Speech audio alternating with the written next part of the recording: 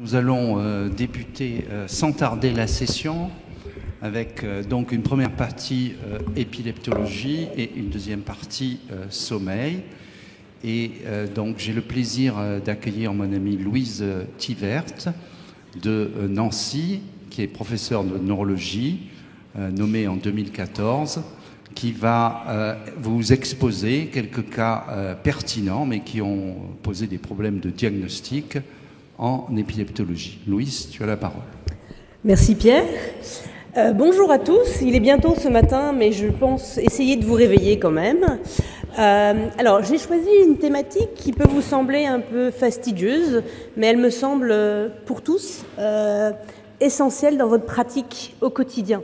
C'est vraiment une problématique que l'on a en consultation, que l'on travaille à l'hôpital ou en ville, et vous allez être soumis à ces difficultés-là. Donc je voulais reprendre avec vous quelques éléments concernant ces épilepsies généralisées qu'on appelle maintenant présumées génétiques, au vu de la nouvelle classification, et les difficultés que peuvent représenter le traitement de ces épilepsies. Alors juste un bref rappel, vous savez tous bien sûr que la classification a été revue récemment, et que maintenant on part du type de crise soit généralisée, soit focale, soit inconnue, au type d'épilepsie notamment généralisée. Dans certains cas, on peut définir certains syndromes, mais surtout on essaie de définir une étiologie associée au type d'épilepsie. Donc du coup, aujourd'hui, on ne parle plus d'épilepsie génétique, épilepsie généralisée idiopathique. C'est un terme trop vaste et qui n'indiquait pas grand-chose. Donc il est maintenant privilégié la dénomination d'épilepsie généralisée présumée génétique. Donc dans ce groupe d'épilepsie généralisée présumée génétique, on parle toujours quand même des mêmes sous-entités. Vous avez, en fonction de l'âge de survenue de la symptomatologie, l'épilepsie absence de l'enfant, l'épilepsie absence de l'adolescent, l'épilepsie myoclonique juvénile, et puis l'épilepsie grand mal du réveil, que l'on appelle maintenant épilepsie associée à des crises tonico-cloniques généralisées isolées. On ne parle pas forcément de celle de l'éveil, parce qu'au final, on peut en avoir à d'autres moments de la journée. Alors, juste un très bref rappel pour vous bien indiquer que vous allez être confronté à cette pathologie. Cette pathologie est fréquente. L'épilepsie, il y a environ 500 000 patients en France qui en souffrent. Et l'épilepsie généralisée, vous voyez, ça représente 40 à 45% de ces épileptiques. En fonction de l'âge, vous voyez, l'incidence, c'est vrai que l'épilepsie généralisée, son incidence est plus importante chez le sujet jeune et que chez les sujets âgés, on aura plus d'épilepsie de novo plutôt partielle, mais vous allez encore être confronté à cette épilepsie généralisée. Alors, surtout, quel est le devenir attendu d'une épilepsie généralisée idiopathique ou présumée génétique? Pour vous, vous avez peut-être l'impression, oh bah c'est facile, hein, une épilepsie de ce type-là, c'est pharmacosensible, et puis au bout de 4-5 ans, on enlève les médicaments et c'est fini. Pas du tout, c'est pas du tout ce qu'il faut retenir.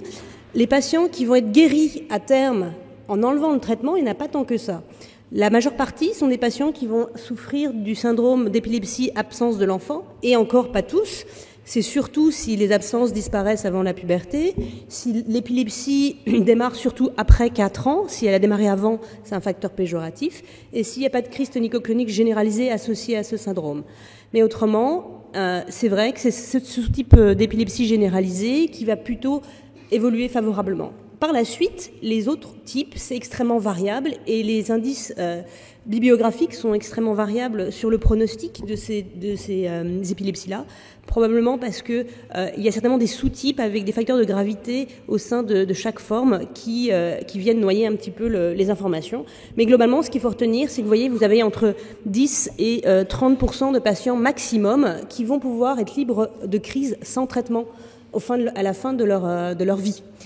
Donc c'est pas tant que ça, vous voyez que c'est des patients qui vont garder un traitement et que vous allez devoir suivre tout le long de leur épilepsie. Donc l'épilepsie généralisée, c'est vrai qu'il y a une forte incidence chez l'enfant, que c'est le pédiatre souvent qui met en place le traitement, mais rapidement ça va être votre problème si vous êtes neurologue d'adulte notamment. Alors, la pharmacorésistance, puisque c'est ça que je veux parler aujourd'hui, hein, je vous rappelle juste la définition, c'est un patient qui prend au moins 2 substances appropriées, donc qui est bien approprié au syndrome épileptique, soit seul, soit en combinaison, avec un dosage et une durée adéquate, et qui malgré tout continue à présenter des crises. Alors, qu'est-ce qu'on doit attendre comme pharmacorésistance dans ces épilepsies généralisées? Par rapport à l'épilepsie partielle, vous savez, l'épilepsie partielle, c'est là où on parle surtout de pharmacorésistance. C'est 30 à 40% des épilepsies partielles qui vont avoir une pharmacorésistance. Eh bien, les épilepsies généralisées, c'est pas si rare que ça, qu'on ait une pharmacorésistance aussi. Vous voyez, c'est entre 10 et 30%. Là aussi, il y a certainement des facteurs importants qui vont rentrer dans cette pharmacorésistance. Et déjà, la première chose, c'est est-ce qu'en fonction du syndrome, on va s'attendre à une pharmacorésistance différente? Eh bien, oui. Encore une fois, l'épilepsie absence de l'enfant est certainement la forme la moins associée à la pharmacorésistance. Et puis alors après, les éléments sont extrêmement vagues.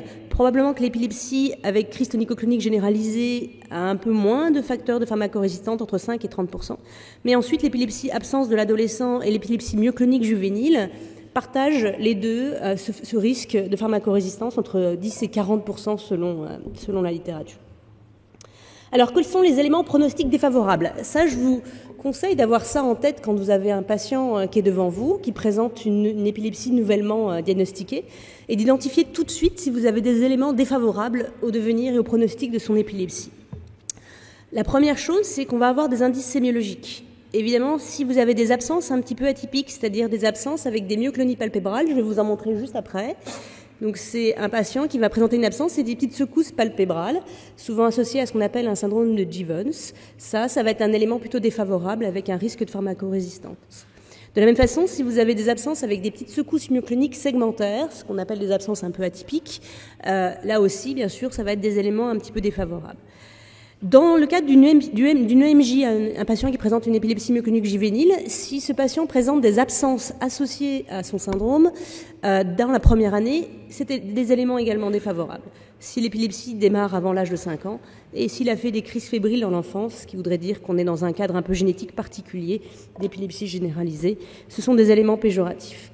Les autres éléments qui sont pourtant courants mais qui sont réellement des facteurs défavorables, c'est la présence de troubles psychiatriques associés et de troubles cognitifs. L'autre point sont les atypies à l'EEG. Donc par exemple, si vous avez ce type de pattern, des aspects un peu de décharge de pointe, vous voyez, généralisés, avec parfois des rythmes rapides, ce sont des éléments qui sont plutôt péjoratifs à l'EEG sur la pharmacosensibilité. Ou alors si bien sûr de temps en temps, notamment au sommeil, vous avez ce genre de bouffée de pointe généralisée, c'est évidemment défavorable. Ce qui est rapporté par les littératures, et pourtant c'est fréquent, on peut avoir des asymétries, des aspects généralisés de polypointonde et de pointonde, vous voyez, qui ici prédominaient à gauche chez cette personne-là. Ça peut être aussi défavorable au plan thérapeutique. L'autre point à ne pas négliger aujourd'hui, c'est d'être une femme. Et oui, c'est un facteur de pharmacorésistance aussi, mais par la simple raison que la dépakine est moins prescrite aujourd'hui chez les femmes en âge de procréer. Et le médicament de dépakine est quand même la molécule la plus sensible et celle qui fonctionne le mieux sur ces épilepsies-là. Et le fait de moins prescrire cette molécule-là aux femmes les met à risque de pharmacorésistance. Alors, j'arrive sur mes cas. J'ai 4 cas cliniques à vous présenter et on va naviguer donc au sein de cette problématique de la pharmacorésistance. Ce sont que des cas réels et vrais. Donc Alice, 22 ans, elle est en recherche d'emploi, elle est en CAP vente. Elle démarre sa maladie à l'âge de 17 ans avec une première crise tonico-clonique généralisée à la suite d'une soirée. 6 mois après, elle refait une crise au réveil le matin. Et puis à l'interrogatoire, on retrouve des myoclonies matinales.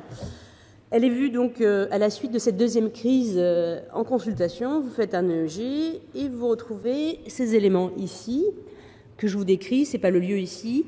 Donc vous voyez bien ces activités de pointe, de polypointonde, d'expression généralisée, synchrone sur l'ensemble des électrodes, en bref, bouffées ici, notamment lors de l'hyperpnée, donc qui évoquait clairement la possibilité d'une épilepsie généralisée présumée génétique, et notamment une épilepsie myoclonique juvénile chez cette jeune fille.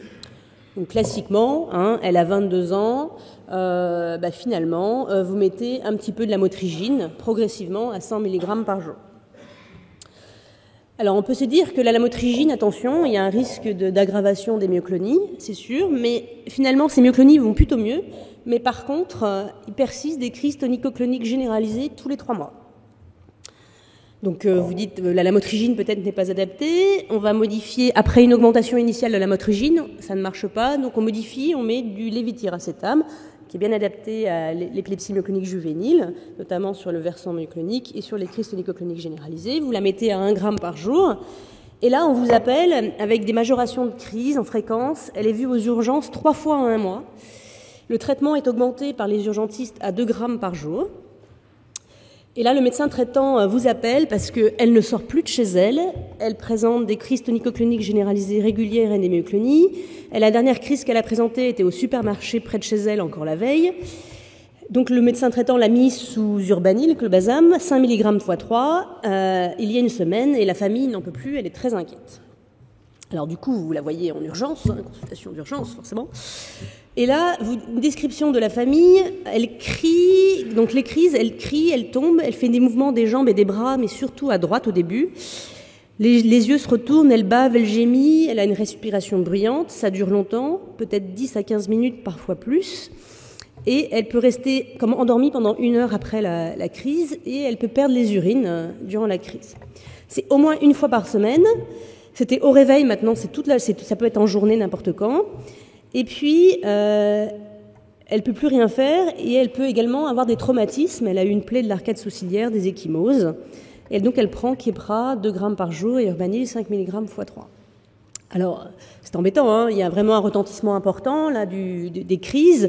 Elle est isolée, elle reste à la maison, il y a des traumatismes divers. La sémiologie, a l'air de faire évoquer des crises tonico-cloniques, même s'il y a l'air d'avoir une asymétrie au début des mouvements. Est-ce qu'on ne s'est pas trompé quand même de diagnostic? Il faut quand même aller voir de plus près. Donc, on commence à réfléchir un petit peu, qu'est-ce qui pourrait expliquer cette pharmacorésistance subite? Déjà, la première chose, qu'est-ce que vous en pensez? On se pose la question, est-ce qu'elle prend bien son traitement? Toujours, elle a 22 ans, donc quelle est son observance? Non, elle nous soutient que tout va bien, il n'y a pas de problème, elle le prend bien tous les jours, sa mère lui donne tous les jours. Alors, qu'en est-il de la tolérance? Parce que parfois, quand les patients tolèrent mal, en fait, ils ne prennent pas aussi bien, c'est un moyen indirect d'identifier son observance. Non, il n'y a pas de difficulté particulière avec le Keppra, ça lui donne pas d'irritabilité. L'Urbanil, elle est un peu sédatée avec, mais c'est récent et ça va, elle supporte. Pas de difficulté. Concernant son hygiène de vie, peut-être qu'elle fait n'importe quoi, qu'elle ne dort pas, ce qui explique une dette de sommeil un peu chronique. Est-ce qu'elle est exposée à des facteurs favorisants? L'épilepsie myoclonique juvénile peut être un peu photosensible. Est-ce qu'elle va pas trop souvent sur l'ordinateur, notamment, devant la télé? Non, pas vraiment. Est-ce qu'elle prend des toxiques? Elle a 22 ans. Est-ce qu'elle a tendance à consommer de l'alcool de façon itérative, par exemple? D'après la famille et d'après la jeune fille, non, pas de risque. Alors, est-ce qu'on se trompe de diagnostic? Question, est-ce que ce sont des malaises qui ne sont pas épileptiques? Est-ce que ce sont des crises psychogènes? Ou est-ce que c'est une erreur dans le diagnostic initial et on se trompe et de fait, ça pourrait expliquer la pharmacorésistance inattendue chez cette jeune fille. Du coup, pas beaucoup de chance que d'utiliser la vidéo. Alors, soit la famille a une vidéo à vous proposer, soit on fait l'enregistrement vidéo EEG de 24 heures dans le service. C'est ce qui a été proposé à cette jeune fille. Donc l'enregistrement EEG tout d'abord, initialement, le rythme de fond était parfaitement normal, pas d'inquiétude sur ces éléments-là. On identifie bien toujours nos patterns d'épilepsie généralisée présumée génétique, vous voyez.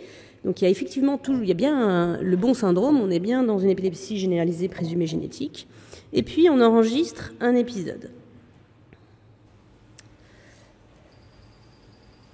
Alors, c'est déclenché à la faveur de la SLI.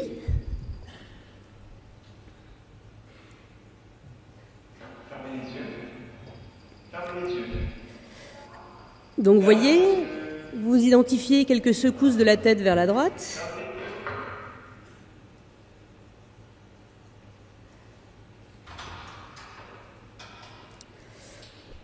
Qui augmente en fréquence.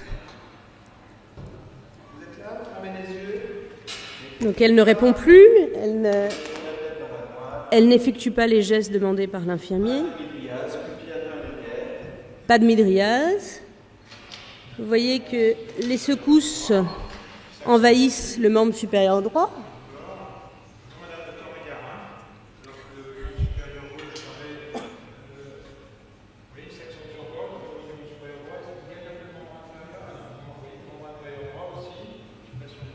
Vous voyez que les secousses deviennent un petit peu plus rapides, très distales.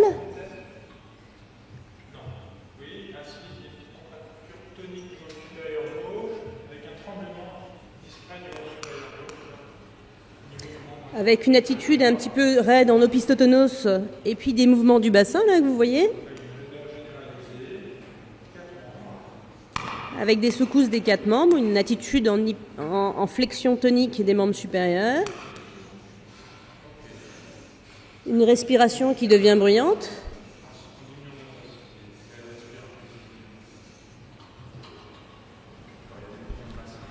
Alors je vais avancer un petit peu parce que là on est à 2 minutes d'enregistrement. On va se mettre à 5 minutes d'enregistrement. Vous voyez la respiration violente, stertoreuse, avec une hypersalivation, des mouvements du bassin extrêmement abondants. J'avance à 10 minutes. Il y a moins de monde dans la chambre déjà.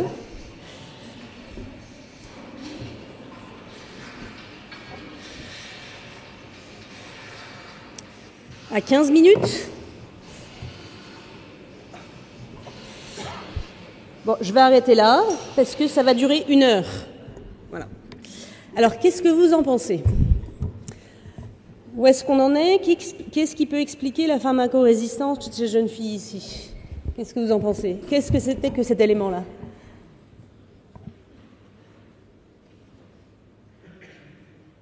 Quelqu'un va se prononcer? Est-ce que vous pensez que c'est une crise épileptique ou pas une crise épileptique déjà?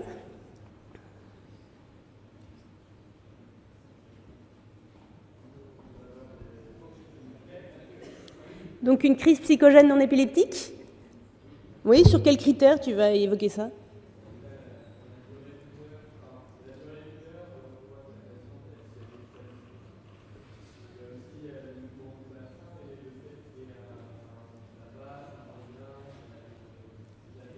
Très alternant comme phénoménologie. Oui, très bien.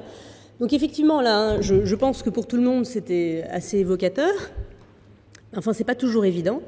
Les crises psychogènes non épileptiques, ce sont des diagnostics positifs. Ce pas des diagnostics qu'on fait par élimination, c'est un diagnostic positif. Et il y a des critères sémiologiques qui permettent de retenir. Déjà, il y a un contexte en général. Ça survient toujours devant un public. Là, c'est survenu au moment de la stimulation lumineuse intermittente. Il y avait du monde dans la chambre. On a souvent des antécédents de traumatisme chez la personne, soit d'abus sexuels ou de conflits. Et c'est parfois sur des personnalités histrioniques. Les bénéfices secondaires, c'est rare. C'est pas la problématique la plus fréquente. Durant la crise, il n'y a pas réellement une perte de connaissance réelle. C'est difficile parfois à affirmer, mais c'est facile quand on essaie d'ouvrir les yeux. Il y a une résistance à l'ouverture des yeux, par exemple. Et puis lorsque vous faites tomber et chuter le bras ne va pas tomber sur le visage, mais va contourner le visage le plus souvent pour éviter le traumatisme. L'aspect de la perte de connaissance, néanmoins, est prolongé. Le patient ne répond pas à son entourage de manière, au moins, parfois pendant plusieurs heures, en fait, ce qui est le cas de cette patiente. Mais surtout, on va avoir des mouvements très anarchiques, comme vous avez pu voir. Donc, soit la personne balance la tête de droite à gauche. Il y a des mouvements du bassin, ça c'est extrêmement évocateur, avec des attitudes en opistotonos, cette espèce d'hyperextension du tronc, avec parfois une formation en U du corps. Ça, c'est vraiment très, très particulier. Il n'y a pas de séquence tonico-clonique réelle que l'on peut identifier et surtout, comme l'a dit votre collègue, on va avoir une activité motrice qui est asynchrone, irrégulière et qui va être alternante. On va alterner entre des séquences de secousses unilatérales, puis du tronc, puis après tonique, puis on va avoir des manifestations respiratoires très, très aléatoires. En règle, il n'y a pas de blessure, mais vous voyez, cette jeune fille, elle se blessait. Donc on peut avoir quand même des personnes qui présentent des blessures authentiques durant ces crises. Parfois, ça ressemble vraiment à des crises tonico-cloniques généralisées et c'est vraiment l'EEG qui permet d'identifier la crise psychogène. Alors, ce qui est important à savoir, c'est que vous voyez, cette jeune fille, elle a pourtant une épilepsie généralisée. Elle est vraiment malade et c'est souvent associé. Dans 20% des cas, on peut avoir des crises psychogènes non épileptiques. Et donc, la vidéo EEG est extrêmement importante. Alors, associée aux crises psychogènes, bien sûr, on va avoir d'autres problématiques. Souvent, ce sont des patients qui ont des conflits scolaires ou familiaux, donc avec finalement une hygiène de vie et surtout de sommeil qui est altérée, et très souvent des troubles psychiatriques associés, soit un syndrome dépressif, anxieux-dépressif au moins. Et ces éléments-là, attention, peuvent contribuer à faire une pseudo-pharmacorésistance, si vous voulez, c'est-à-dire qu'on peut avoir d'authentiques crises épileptiques associées du fait de la décompensation psychiatrique du patient. Donc cette patiente, certes, elle a des crises psychogènes, mais il ne faut pas négliger qu'elle est dans une situation à risque de faire des crises du fait de cette pathologie psychiatrique et de ces conflits familiaux. Donc il va falloir essayer de régler tous ces éléments-là de façon à la stabiliser au mieux. Donc la première chose à faire devant ce type de patient-là, c'est lui annoncer le diagnostic. C'est vraiment la chose la plus importante. Elle a une épilepsie myoclonique juvénile, il n'y a pas de problème avec ça, mais elle a une pathologie qui est actuellement l'handicap, qui est d'ordre psychiatrique. Et il faut l'annoncer, il faut faire cette annonce diagnostique. C'est pas rien, elle n'a pas rien, c'est pas elle qui fait, c'est vraiment une pathologie psychiatrique associée. Et ça nécessite une prise en charge particulière avec un soutien psychologique et par l'introduction également le plus souvent d'un IRS qui va stabiliser un peu la situation anxio-dépressive souvent surajoutée. Et puis, cette patiente, elle a eu une majoration nette des traitements antiépileptiques. Elle a eu de l'urbanil et 2 grammes de Keppra, ce qui n'est pas toujours idéal dans sa condition psychiatrique. Il va falloir essayer d'aménager et diminuer le traitement en parallèle. Par ailleurs, elle avait des conflits, cette jeune fille. Elle n'allait plus à l'école, elle était en conflit permanent avec sa mère. Donc il a fallu l'isoler. Et il faut bien penser chez l'adolescent qu'un des facteurs de pharmacorésistance d'une épilepsie ou de développement des crises psychogènes, c'est l'environnement familial et l'environnement tout court, même parfois scolaire. Et il faut savoir les extraire de ce milieu hostile, parfois pour eux, et leur proposer des solutions alternatives. Ce qui a été le cas, on l'a intégré dans une structure médico-sociale particulière qui est la TEP, et ça lui a permis complètement de réguler sa pathologie aussi bien psychiatrique mais également épileptique. Alors, cas numéro 2, il s'agit d'un patient de 67 ans, beaucoup plus âgé, mais ça existe également dans ces âges-là. Donc, ce patient, en fait, il est épileptique depuis l'âge de 13 ans. Il a fait une épilepsie absence de l'adolescent à l'âge de 13 ans, avec des absences et quelques rares crises tonico-cloniques généralisées. Il a eu de la dépakine 1 gramme par jour, et il va très bien depuis 35 ans, au moins. Il n'a pas fait d'absence depuis 35 ans. Et puis, qu'est-ce qui se passe depuis 1 an? Rien ne va plus, il refait des absences, et puis il fait des périodes prolongées confusionnelles. Donc le médecin traitant qui le revoit rajoute à la dépakine un peu de l'amygdale, de la motrigie. Et puis, aux urgences, vous le recevez, il est confus depuis au moins 48 heures. Pourtant, son bilan biologique est normal, notamment l'ammoniémie est normale, chose qu'il faut vérifier quand vous associez surtout la dépakine et le lamictal, qui peut donner une hyperammoniémie. Et vous interrogez votre patient et la famille, surtout parce que lui, il est un peu confus. Non, il y a vraiment une observance parfaite. Il prend bien ses médicaments, il a un pilulier tous les jours. Alors voilà le monsieur. Voilà, c'est parti. Comment vous vous sentez, monsieur Hervé?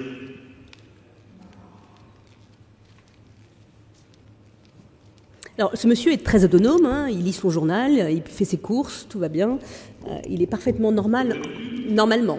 Oui. Est-ce que vous avez mal quelque part?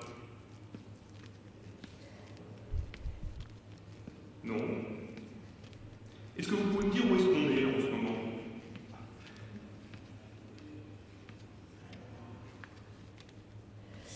Alors, qu'est-ce que vous en pensez?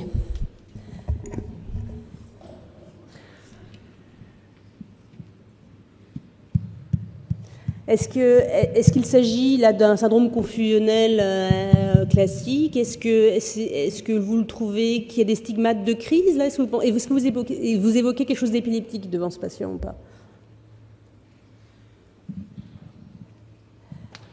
Difficile? Qu'en pensez-vous? Qu'en pensez-vous? Que faites-vous?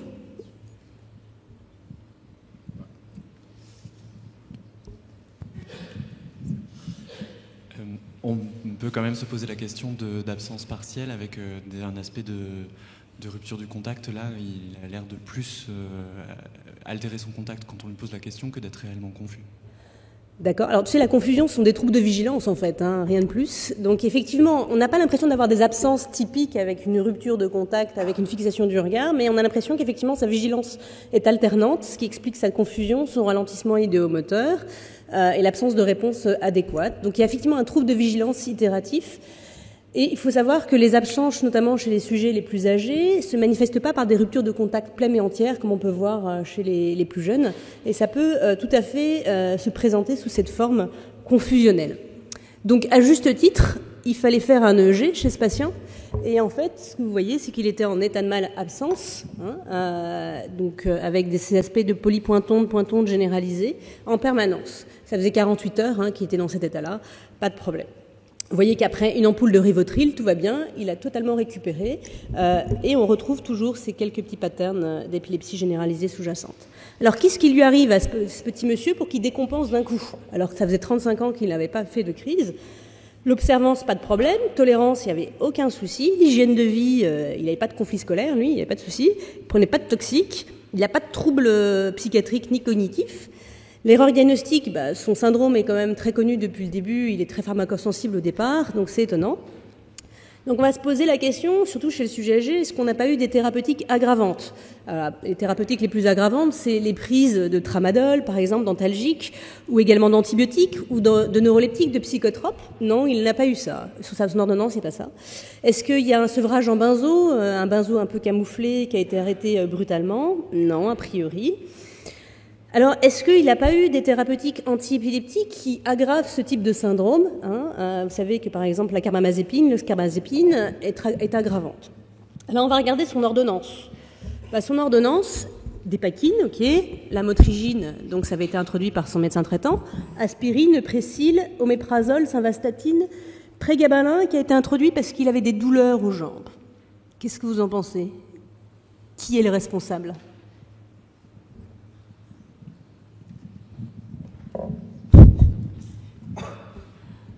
Rien, personne.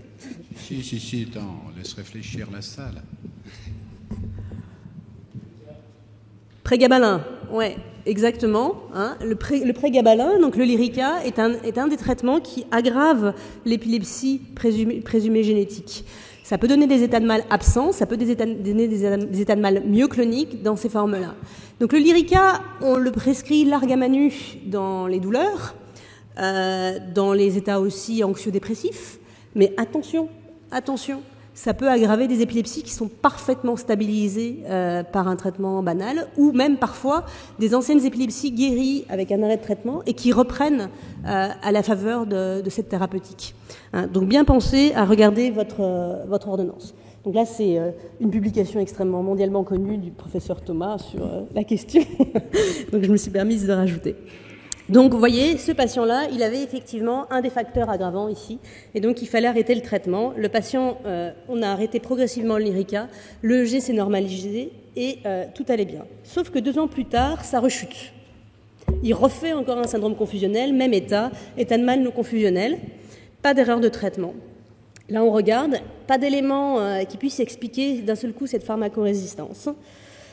Et finalement, à l'interrogatoire, son épouse nous dit qu'elle ronfle, qu'il a des réveils nocturnes fréquents, une nicturie, une somnolence diurne excessive. Vous faites une polysomnographie et il a un syndrome d'apnée du sommeil à 55 apnées par heure. On le met sous machine et il a une totale disparition des absences. Donc vous voyez, l'autre élément qui peut être en faveur de pharmacorésistance, ce sont les comorbidités. On a vu psychiatrique cognitive, mais également le syndrome d'apnée du sommeil est un élément extrêmement aggravant, ainsi que d'autres facteurs qui sont le diabète, insuffisance rénale, etc., qui ne sont pas contrôlés. Il faut que je me dépêche, je pense. Je vais vous montrer juste ce dernier cas clinique, et après je m'arrête. Ce cas clinique numéro 3 qui est essentiel. Une jeune femme de 21 ans, elle a une surdité dépistée à l'âge de 4 ans, mais elle présente finalement une épilepsie banale à l'âge de 12 ans en jouant au yo-yo. Elle fait une première crise tonico-clonique généralisée, elle est mise sous dépakine, à l'époque on mettait beaucoup sous dépakine, et elle présentait quelques myoclonies résiduelles. Elle a un EEG qui est en faveur de ce syndrome d'épilepsie myoclonique juvénile avec un rythme de fond parfaitement normal. Tout va bien. La seule chose, c'est que les myoclonies restent importantes. On augmente la dépakine à 1500 mg en association avec de l'urbanil à 20 mg par jour. Malgré ça, le problème, c'est qu'elle a des tremblements sous dépakine, donc on minore un peu la dépakine pour associer un peu de Keppra avec 200 mg par jour pour jouer sur la composante myoclonique. Ça va mieux, mais elle tolère pas très bien le Keppra. On est obligé de diminuer et elle présente toujours d'abondantes myoclonies. Alors, qu'est-ce qui pourrait expliquer finalement la persistance de ces myoclonies? On retrouve pas. Alors, il y a un petit facteur psychiatrique, Certes, elle est un petit peu anxio-dépressive, on essaie de la traiter avec un IRS, elle n'a pas de troubles d'hygiène de vie, elle n'a pas de thérapeutique aggravante. Donc, est-ce qu'on est bien dans le syndrome classique de l'EMJ pour avoir autant de myoclonie? C'est possible, ça peut résister certaines fois. Mais surtout, on va voir que la patiente va vraiment progresser de façon inattendue. Vous voyez, avec d'abondantes myoclonies quasiment permanentes, avec quasiment un état de mal myoclonique tous les jours. Et puis, cliniquement, elle a un syndrome cérébelleux qui va se dévoiler, une altération de l'état général, une altération cognitive qui va apparaître.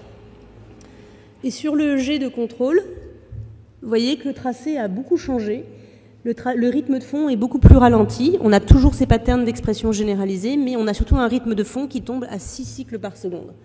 Et pourtant, il n'y a pas de facteur toxique ou métabolique associé qui puisse expliquer ce rythme de fond dégradé, cette dégradation qui va parfaitement avec l'état clinique. Alors, qu'est-ce que vous en pensez? Est-ce qu'on est toujours dans une épilepsie myoclonique juvénile ou est-ce qu'il faut évoquer autre chose? Et c'est la dernière question que je vais vous poser. Après, sinon, je vais me faire taper sur les doigts.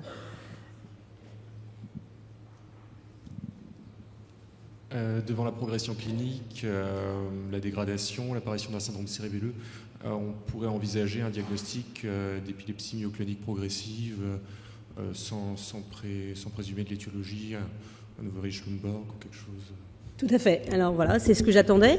Il faut toujours penser devant une épilepsie myoclonique juvénile avec une histoire tout à fait typique au début, mais qui s'aggrave avec la persistance de myoclonie, mais l'apparition de troubles cognitifs, de troubles psychiatriques associés, également de syndromes neurologiques de signes neurologiques plus étayés, notamment un syndrome cérébelleux, une neuropathie périphérique, et puis d'autres signes associés qui vont pouvoir orienter sur l'étiologie, une surdité, une sémiologie visuelle des crises également, doit faire évoquer chez vous la possibilité d'une épilepsie myoclonique progressive. Alors il y a plusieurs sous-types, les plus fréquentes étant la maladie de Lafora avec une sémiologie visuelle des crises, l'Unvery-Schlumberg et puis les cytopathies mitochondriales. Ça, c'est les formes les plus fréquentes. Et cette jeune fille avait une cytopathie mitochondriale associée à sa surdité.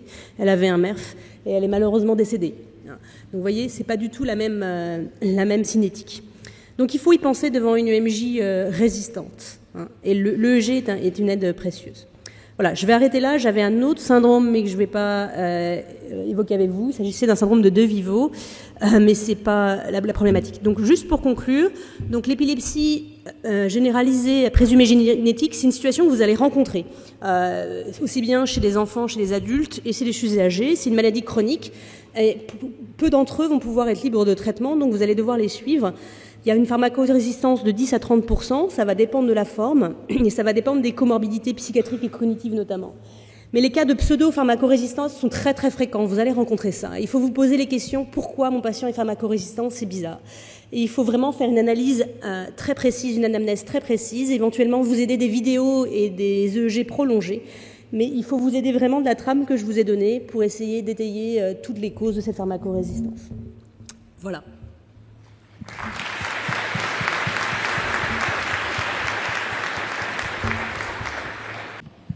Donc nous allons passer sur la pathologie du sommeil et Maria Livia Fantini, qui est professeure de neurologie à Clermont-Ferrand depuis cette année, va nous faire voguer un peu dans ces méandres tout à fait particuliers.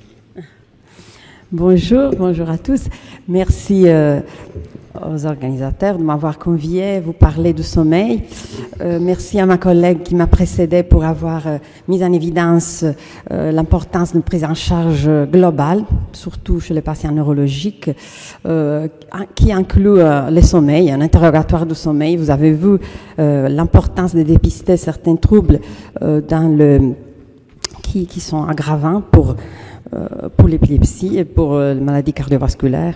Et donc, le but d'aujourd'hui, c'était de vous montrer plusieurs vidéos à propos d'un trouble qu'il faut que vous connaissiez parce qu'elle a beaucoup d'applications avec la neurologie, beaucoup d'importance pour un neurologue.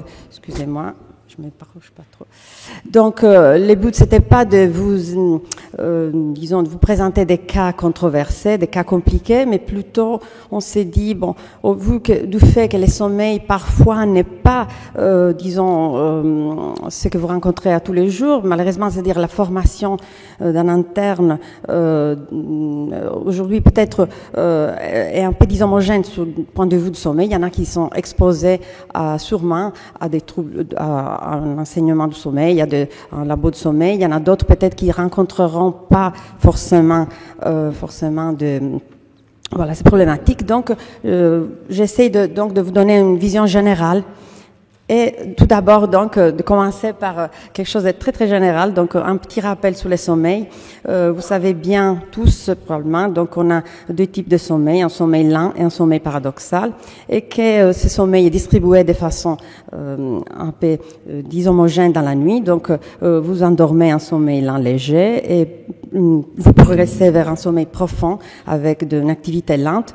Et puis, vous avez un sommeil paradoxal qui est appelé comme ça à cause du fait qu'il y a une activité électroencéphalographique très rapide, avec des mouvements oculaires rapides, mais les muscles, les motoneurones sont inhibés, donc il y a une atonie musculaire.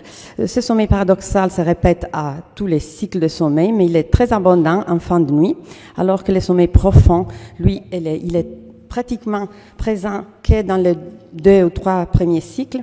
On dort donc par cycle, qui dure environ 90 minutes et qui se répète donc 4 à 6 fois dans la nuit. Donc, je vais vous présenter donc le cas de ce monsieur qui arrive au laboratoire du sommeil, qui n'a pas d'antécédent particulier au-delà d'une hypertension artérielle. Il vient avec son épouse parce que depuis plusieurs mois, il a des rêves agités. Il rêve souvent à des disputes, alors qu'il est étonnamment très calme dans la journée. Il est quelqu'un de paisible. Sa femme est très surprise parce que pendant la nuit, il se transforme, il crie, il se bat, il donne des coups de poing. Elle l'a frappé parfois en sommeil. Et il est tombé une fois du lit. Et en effet, il réveille, le patient rapporte qu'il rêvait d'une grenade qui s'est lancée du lit. Ce monsieur, par ailleurs, avait, à un moment donné, il a commencé à s'attacher au lit avec une ceinture. C'est une histoire vraie, tout à fait, pour éviter de tomber. Il était tombé déjà 2 fois, il s'était blessé. Donc, à l'interrogatoire un peu plus poussé, il n'y a pas de plainte particulière, mais on découvre qu'il a quand même diminué, il a perdu son odorat depuis quelques années, il a du mal à sentir les odeurs et il a aussi des troubles érectiles depuis plusieurs années non bilantés. Il ronfle, mais sa femme ne rapporte pas d'apnée. Il n'est pas somnolent, il n'y a pas d'histoire de somnambulisme préalable. L'examen neurologique est sans particularité, l'IRM est tout à fait normal. Donc, on va procéder à un examen qui est obligatoire dans les cas de tout trouble moteur en sommeil. On est dans les cadres, évidemment, d'une parasomnie. On est bien d'accord. Donc, normalement, donc au labo, qu'est-ce qu'on fait? Bon, on enregistre les patients dans une chambre, dans son lit, et on pose des électrodes électroencéphalographiques. On a 3 dérivations minimum, des électrodes au niveau des yeux pour monitorer l'activité, le mouvement oculaire, et un électrode au menton, le muscle antigravitaire, pour déterminer la présence d'atonie. Ces paramètres nous permettent de différencier, d'identifier les stades de sommeil. À côté de ça, on relève évidemment, on mesure également la respiration, l'activité cardiaque, la saturation, donc à travers des capteurs de flux, de pression endonasale, de pression voilà, de la respiration, de ceinture thoracique abdominale, de muscles aussi au niveau tibiaux. Bref, donc, qu'est-ce qu'on voit? Donc ici, vous avez son hypnogramme. Donc, vous voyez qu'il y a une alternance normale de sommeil lent et de sommeil paradoxal en noir. Donc, arrivé vers 5h10. Alors, attendez. C'est là qui... Alors, peut-être qu'il faut faire comme ça, justement.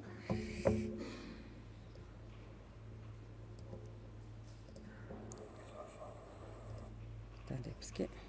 Ah non, ouais, peut-être je dois juste cliquer dessous. Oui, ok. Excusez-moi. Ah, les sons.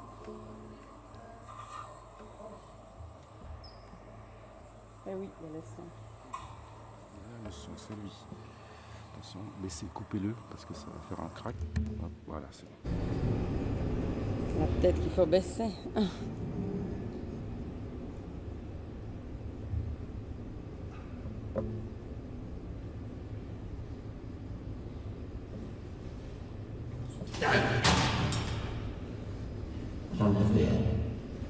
Et tu m'as trouvé sous hier soir, peut-être pas obligé de savoir qu'un mec qui reste 14 sur la vélo, il fait comme un gardien. Si je faisais pour la secrétaire sur la vélo, 4 heures sur un vélo, c'est à 30 000 km. C'est ce que c'est, toi. Et tu crois qu'en arrivant ici, j'ai guéri tout fraîche et tout. J'ai mis un tour pour tout d'un point de vue zéro. Même pas un verre d'eau, même pas un verre d'eau, j'ai mis. Donc on doit consommer. Je crois pas que je fais c'est l'état. Je cherche l'info. Toujours chercher l'info. Toujours chercher l'info. Hein? Toujours quelqu'un qui n'existe pas. J'en ai marre, moi, j'en ai marre. Hein?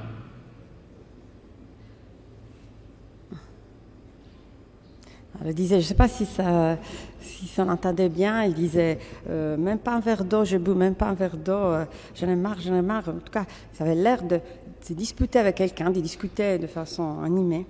Et tout ça se déroule bien évidemment en sommeil paradoxal, puisqu'on a des mouvements oculaires rapides, une activité rapide et léger. Voilà, et on est sûr quand même d'être en sommeil paradoxal, même si effectivement il manque un élément du sommeil paradoxal, forcément,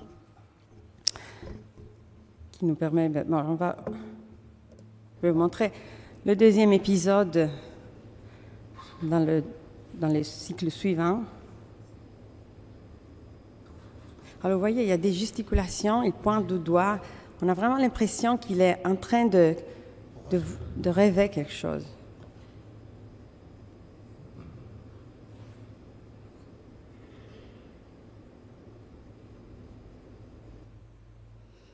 Et puis, un troisième épisode.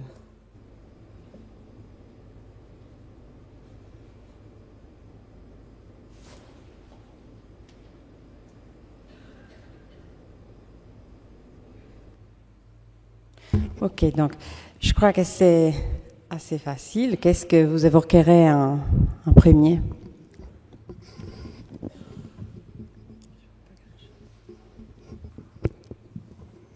Qui prend le micro?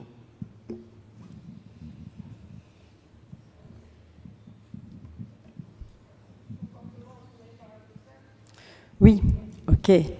Et devant quel élément? Donc, quels éléments?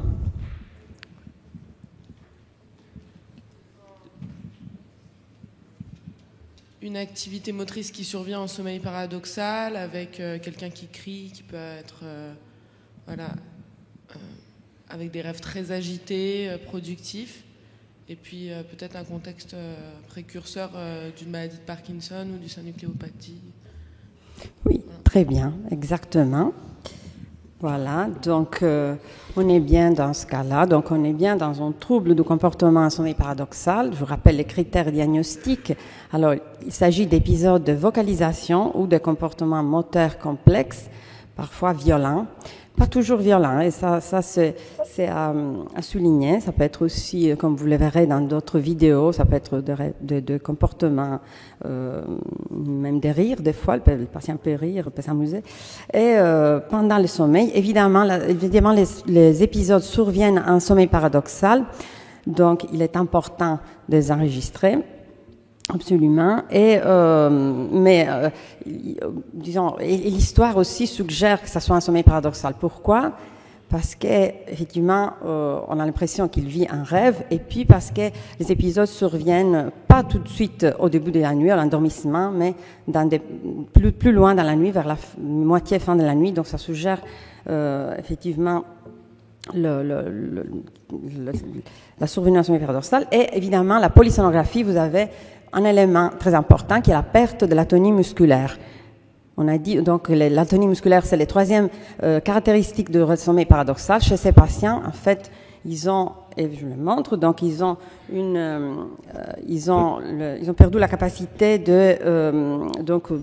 d'inhiber les motoneurones. En fait, normalement, en sommeil paradoxal, par des centres au niveau du tronc cérébral, il y a donc une inhibition active sur les motoneurones. Vous ne pouvez pas bouger, vous rêvez, votre cerveau est très actif, mais on ne peut pas bouger. Ici, vous voyez le mouvement oculaire dans les tracés d'un sommeil paradoxal d'un sujet normal, les électrodes électroencéphalographiques EEG, les électrodes EMG au muscle jambier et au bras.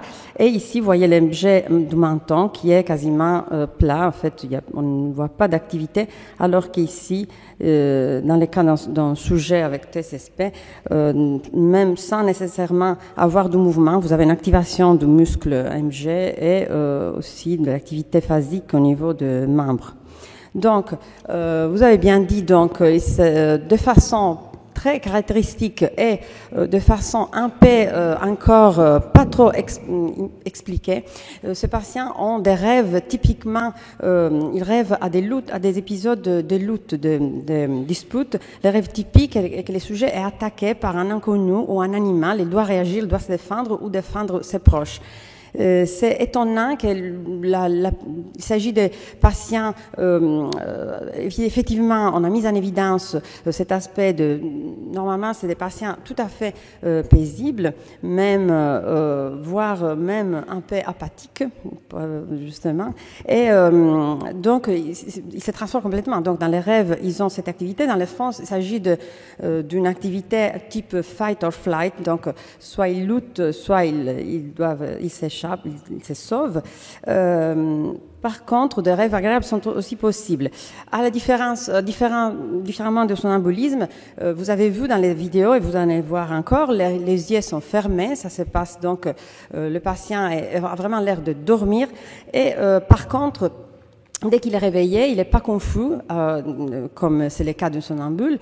Il est tout de suite capable de nous rapporter ce qu'il rêvait. Donc, le rêve qui était... évidemment, il y a un risque de blessure assez important. Donc, je vous montre d'autres vidéos, d'autres patients. Assez typiques.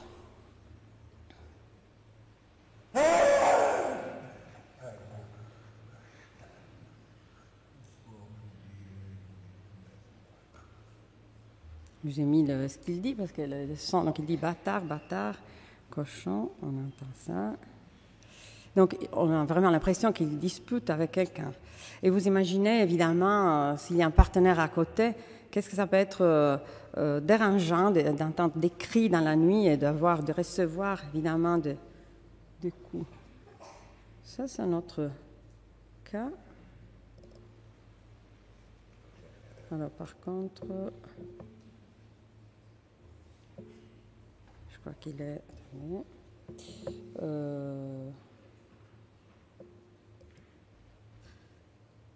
je crois qu'il commence...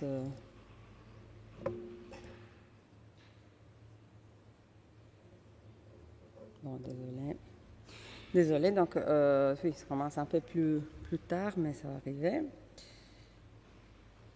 Bon, ça, c'est pour dire justement qu'il n'y a pas que des rêves violents.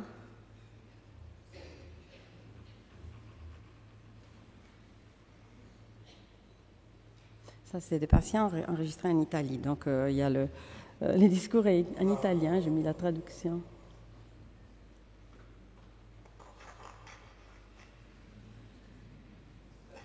Déjà, vous voyez quelque chose, il est en sommeil paradoxal, mais il garde les jambes pliées, il n'est pas tonique.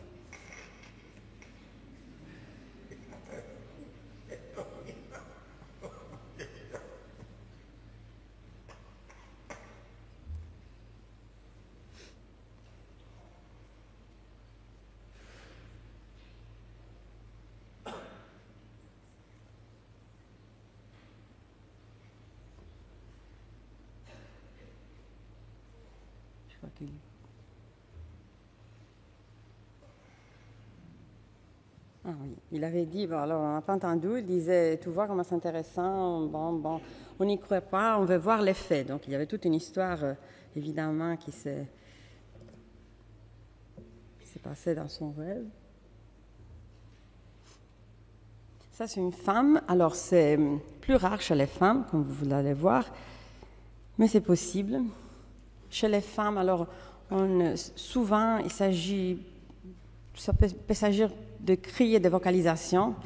Il y a, effectivement, c'est controversé la question. Est-ce qu'on voit, point de vue épidémiologique, ça frappe plutôt les hommes, mais est-ce que c'est à cause du fait que les hommes ont plus de comportements violents moteurs et que les femmes peut-être ont également des comportements en sommeil paradoxal, mais plutôt des vocalisations et des cris, et donc elles consultent moins pour ça, c'est moins dérangeant.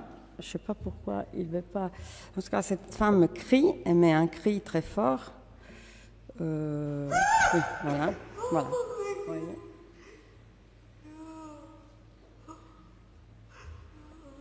Elle pleure, des fois c'est typique.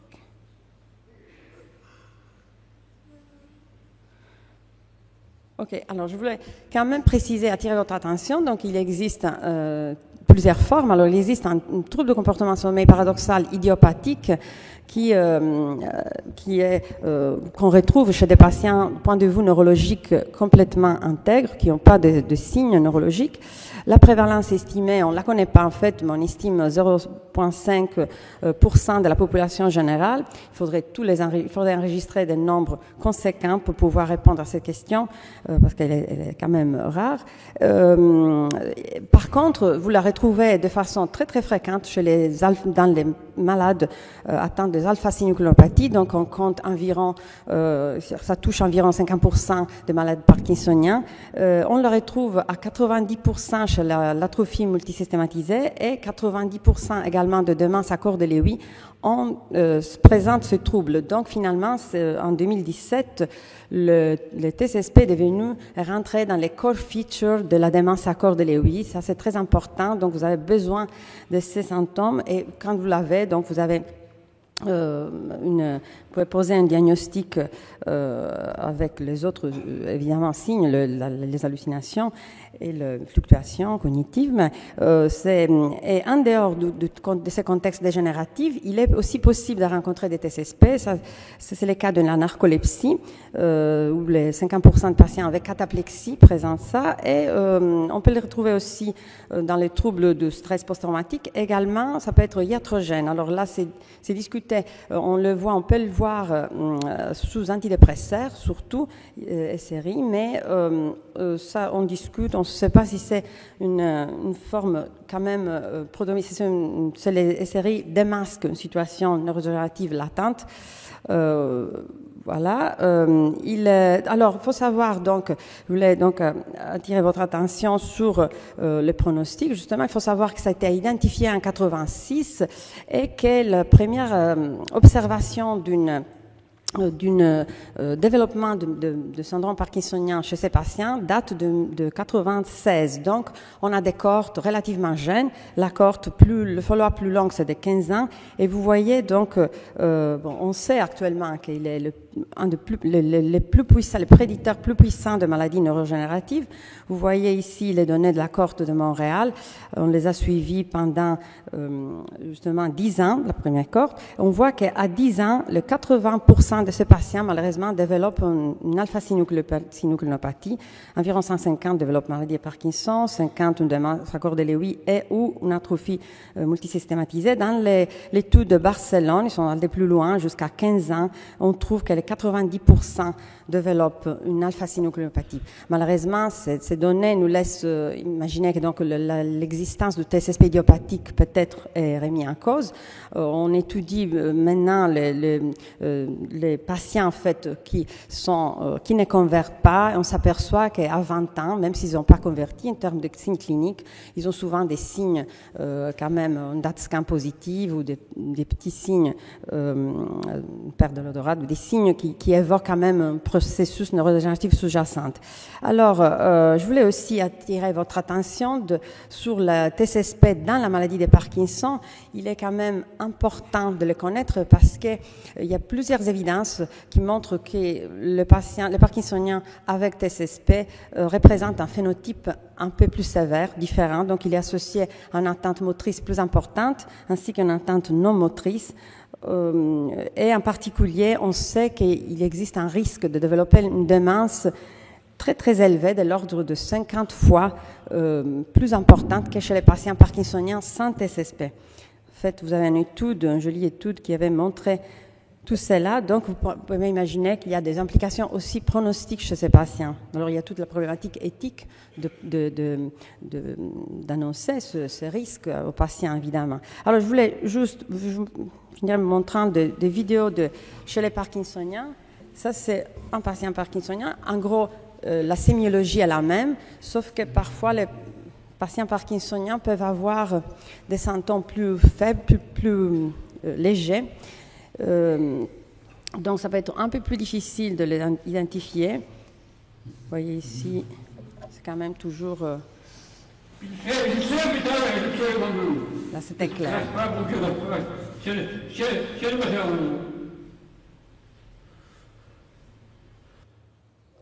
Et c'est la même chose, donc...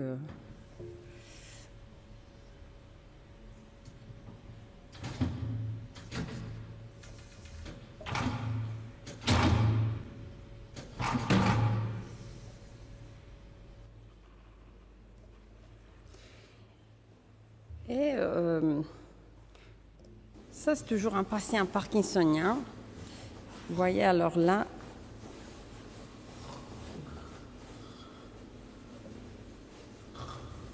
mais je voudrais que vous vous concentrez sur les sons, sur ce qu'on entend aussi. Attendez.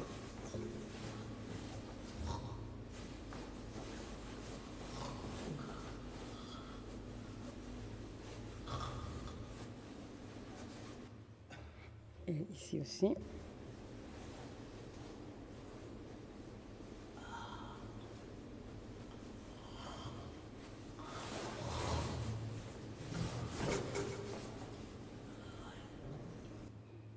Est-ce que c'est un TSSP pour vous? Ceci.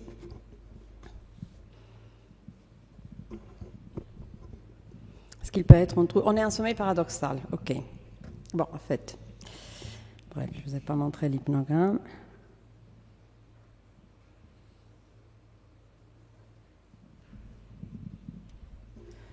Alors, il n'y a pas d'observation. Vous avez entendu quelque chose à part d'avoir vu le mouvement? Est-ce qu'on entendait? Il y avait un autre élément qui pouvait être intéressant. Il ne parlait pas, ce patient. En fait, il y avait un bruit. Pardon? Oui, de ronflement. Donc voilà, donc qu'est-ce que ça peut être si ce n'est pas un TSSP? Bien, souvent, on est confronté à ces diagnostics différentiels, en fait. Voilà, il existe, il faut que vous le sachiez, il existe des phénomènes pseudo-TSSP qui surviennent dans le réveil, dans le arousal, dans le micro-éveil post-apnée. Donc, quand il y a un syndrome d'apnée obstructive, et on a une apnée, donc à la reprise respiratoire, il peut y avoir des mouvements brusques et même violents qui peuvent évoquer un TSSP. Et donc, il n'y a que la polysonographie pour pouvoir distinguer les choses. Évidemment, chez ces patients, il faut que les épisodes, qui peuvent être même complexes, déclenchés par un événement respiratoire, soient donc strictement en association avec un événement respiratoire, et ils peuvent survenir à la fois en sommeil paradoxal qu'en sommeil lent. Donc, il faut faire bien attention. C'est d'autant plus important d'avoir un enregistrement en polysonographie. J'ai presque donc les dernières diapositives. Donc, en termes de traitement, il faut absolument d'abord sécuriser l'environnement, déplacer les meubles, les objets, mettre des coussins aussi en bas du lit pour les patients qui risquent de tomber, et les conjoints préférablement dans un lit séparé, tant qu'il n'est pas traité, le patient. Les traitements, alors on n'a pas trop d'alternatives. Hein. On a par contre le clonazepam qui marche très très bien à des doses très faibles, en débutant par 3 gouttes, donc 3-5 gouttes, donc 0,2,5 0,5 mg au départ, on peut monter jusqu'à 2 mg. Évidemment, il faut absolument avoir éliminé un syndrome d'apnée du sommeil qui peut coexister, qui peut être en comorbidité avec les TSSP. Il faut traiter par PPC avant de traiter, d'où à cause du risque d'augmenter les apnées sous benzodiazépine. Un autre traitement alternatif est la mélatonine à libération prolongée. Alors, il y a des études, il y a très peu d'études, mais il y a une étude placebo contrôlée qui montrerait la capacité de la mélatonine de restaurer la tonie musculaire. Dans la pratique, il n'est pas facile. Il faut monter des doses, entre autres, elle n'est pas remboursée. Entre autres, il s'agit de mélatonine à libération prolongée, donc qui n'est pas remboursé en France. Donc, il faut en pratique monter beaucoup de doses. Le patient n'est pas souvent... Oui. Je crois qu'on m'avait parlé de préparation magistrale de mélatonine pour que ce soit une libération immédiate. Oui. Est-ce que vous confirmez que est-ce que ça marche mieux que le LP ou c'est juste pour que ce soit remboursé en fait? Non, peut-être que c'était juste pour que ce soit remboursé. En fait, ça marche pas mieux. Au contraire, vous avez vu que ça se passe en sommeil paradoxal, donc dans la deuxième partie de la nuit. Donc la préparation, une libération immédiate, en effet, vraiment hypnotique, il y a un pic, mais après, après ça contrôle pas bien les événements à la fin de la nuit. Donc tout à fait, non, dans la littérature, c'est qu'est la libération prolongée, mais justement, elle n'est pas remboursée. Donc, et ça coûte autour d'1 euro par comprimé. Donc, le patient, souvent, n'est pas content de le prendre de façon chronique. On peut bien combiner les deux traitements. Ça permet de baisser les rivotril, d'atteindre pas de doses trop élevées de rivotril. Les deux marchent bien ensemble. Donc, le message pour vous, c'est que il faut évidemment toujours suspecter un TSSP devant une agitation motrice, un sommeil associé à des rêves vivides, pas toujours violents, mais la plupart des cas, on vous rapporte vraiment des rêves typiques. Vous avez qu'à demander les rêves et ça sort avec les animaux, les attaques, les bagarres. Vous comprenez tout de suite c'est assez typique.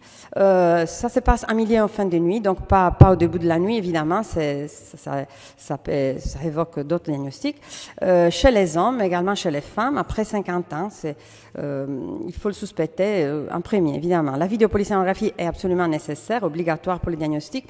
Alors, il faut savoir que 90% de ces patients dits idiopathiques, vont convertir vers une alpha-synucléinopathie, d'où le problème éthique de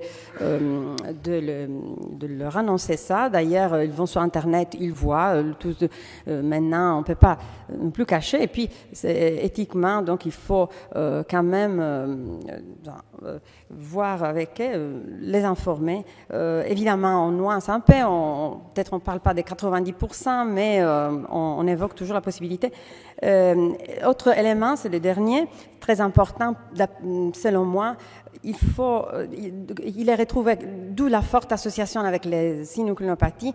C'est un élément qui vous aide beaucoup dans les diagnostics différentiels. Donc, quand vous avez devant vous un syndrome extrapyramidal et vous doutez parce que peut-être il y a eu une exposition neuroleptique ou vous suspectez un Parkinson vasculaire parce qu'il y a aussi un terrain vasculaire. Bon, là, vous sachez que s'il y a un TSSP à l'histoire, bien la polysonographie évidemment, il s'agit d'un processus neurodégénératif sous-jacent. Donc, c'est un argument très très fort, je dirais, absolument sensible pour l'origine neurodégénérative. Et également dans les démences, dans un bilan de syndrome démentiel, ça vous oriente vraiment de façon très spécifique. Il est spécifiquement lié à un démence à corps de Lewy. Il n'est jamais retrouvé dans la maladie d'Alzheimer. Donc, vous avez un élément qui vraiment vous aide à arriver à un diagnostic de façon très très spécifique.